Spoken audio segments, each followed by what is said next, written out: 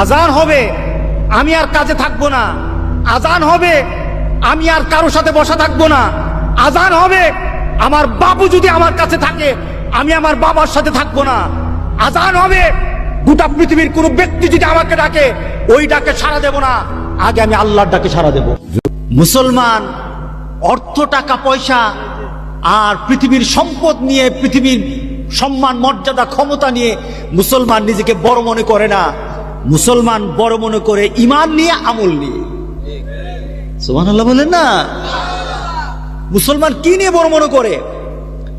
পৃথিবীতে যদি সম্পদ আর পৃথিবীর ব্যক্তিগত সম্মান নিয়ে যদি পৃথিবীর মানুষ বড় হয়, তাহলে বুঝতে হবে সাহাবাই কেরামের কি ছিল, আমার রাসূলের ঘরে কি ছিল। যারা জান্নাতের সুসংবাদ পেয়েছে দুনিয়া থেকে, তাদের ঘরে কি ছিল? কিছুই ছিল না। কিন্তু তারা পৃথিবীর মধ্যে শ্রেষ্ঠ মানব ছিলেন।